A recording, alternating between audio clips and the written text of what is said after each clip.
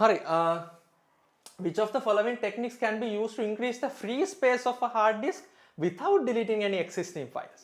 එතකොට අපි දන්නවා hard disk එක ගත්තාම ඔය hard disk එකේ හරිද hard disk එකේ මෙහෙම අර blocks තියෙනවනේ.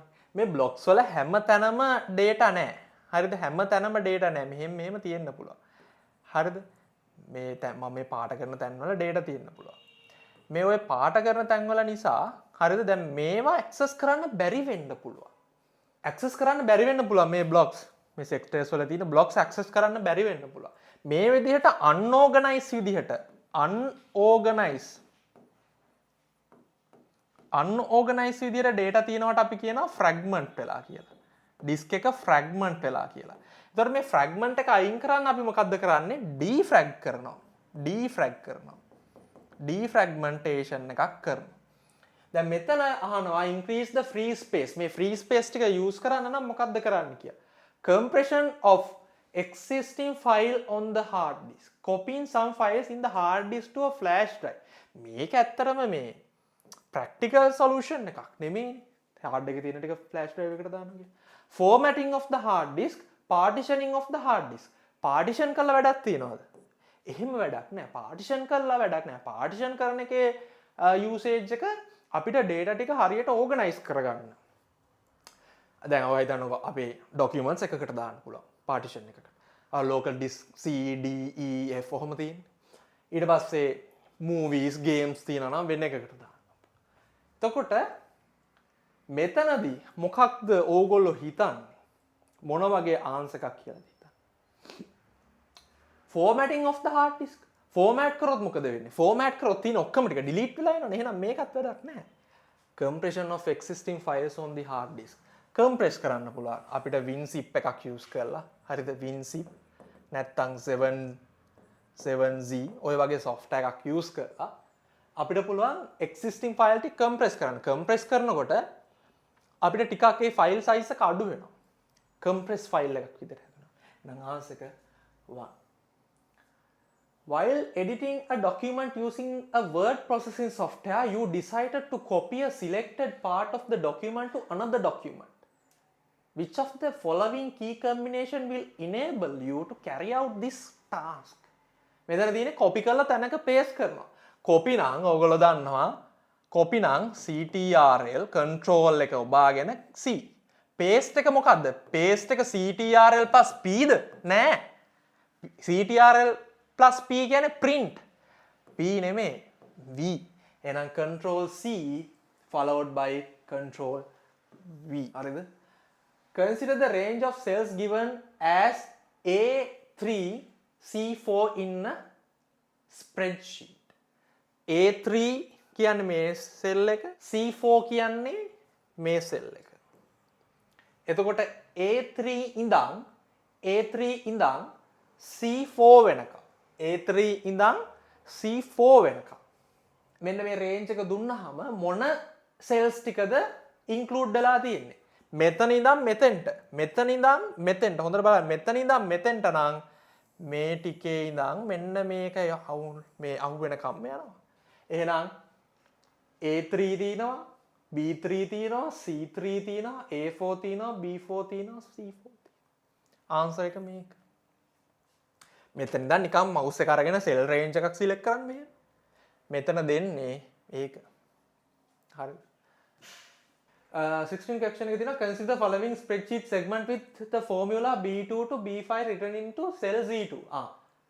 දැන් මෙහෙම ලියලා තියෙනවා cell Z2 එකේ equal B2 into B$5. B$5 කියන එක තමයි තියෙන්නේ. B$5 කියන්නේ ඒක වෙනස් වෙන්නේ නැහැ. පල්ලෙහාට ඇද්දා කියලා පල්ලෙහාට මේක ඇද්දා කියලා වෙනස් වෙන්නේ නැහැ. ඒක ස්ටැටික් කරලා තියෙනවා. ඒක වෙනස් වෙන්නේ නැහැ. ඒක හෝල්ඩ් කරලා තියෙනවා. B$5 කියන්නේ මේක. මෙන්න මේ ගාන.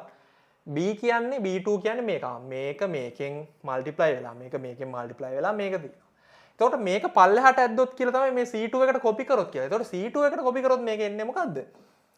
C2 into B$5. මොකද B$5 කියලා ඩොලර් සයින් එක මැද දැම්මහම සෙල් වැලියු එකේ වෙනස් වෙන්නේ නැහැ පල්ලෙහාට ඩ්‍රැග් කරා කියලා පල්ලෙහාට ඩ්‍රැග් කරා කියලා. මෙහෙට කරොත් වෙනස් වෙනවා. මෙහෙට කරොත් වෙනස් වෙන්නේ නැහැ මෙතන. එහෙනම් මෙතන තියෙන්නේ මොකද්ද? 60000 by 60000 by times 0.5. හරි. එතකොට මොකක්ද එන්නේ? 6000. third answer.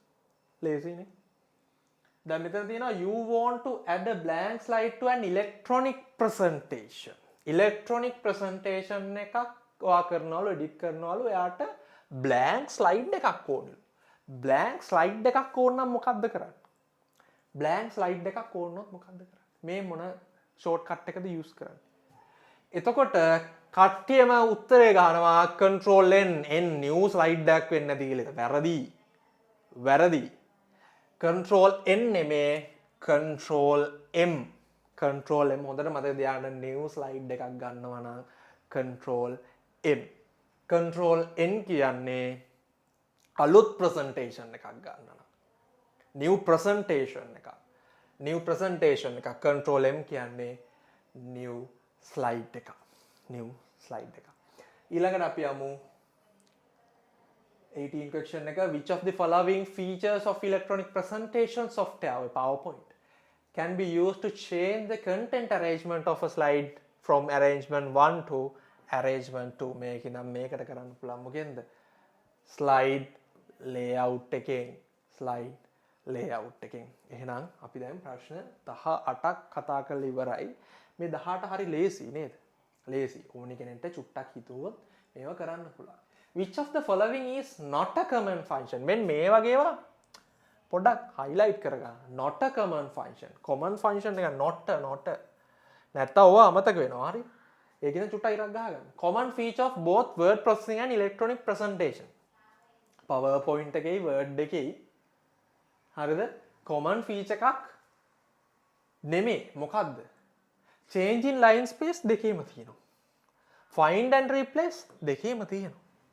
spell check එකක් දෙකේම තියෙනවා. mail merge එක හැම එකෙම තියෙනවද? mail merge එක තියෙනවා. mail merge එක තියෙන්නේ word processing එකේ විතරයි.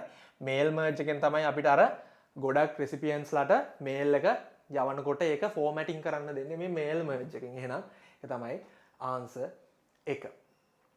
ඊළඟට 20th question. which of the following is suitable in order to improve the quality of an electronic presentation? electronic presentation එකක quality එක improve කරගන්න නම් මොකක්ද කරන්නේ? limiting the number of text line on a slide to between 6 and 9. ඔව්. text line ගාන අඩු කරාම නැත්නම් මේ වගේ ගානකට limit කරාම බලන එක්කෙනාට හොඳ view එකක් තියෙනවා. කට්ටියට කියව ගන්න පුළුවන්. චූටි අකුරු තිබ්බොත් අපිට කියව ගන්න පුළුවන්ද? බෑනේ. චූටි අකුරු තිබ්බොත් අපිට කියව ගන්න බෑ. හැබැයි අපිට average size එකක line 6ක් 9ක් තිබ්බොත් එහෙම easy. not having a large number of pictures and graphs on a single slide. not having a large number of pictures and graphs on a single slide. ඔව් එක slide එකක් ගත්තොත් පින්තූර 100ක් විතර දැම්මොත් එහෙම focus නැහැ. එහෙනම් ඒකත් හොඳ දෙයක්. not having a large number of pictures and graphs. using a lot of red color on every slide. හැම slide එකේම රතු පාටින් පෙන්නන්නේ කියනවා. හරි අවුලක්. එතකොට using a lot of red color on every slide කියන එක වැරදි. එහෙම තිබ්බොත් හරි කරදරයි. එහෙනම් answer එක මොකද්ද? A and B. ඔන්න අපි ප්‍රශ්න 20ක් කතා කරා. ප්‍රශ්න 20ක් අපි කතා කළා ඉවරයි. කියන්නේ ලකුණු 20ක්. ප්‍රශ්න 20ක් කියන්නේ ලකුණු 20.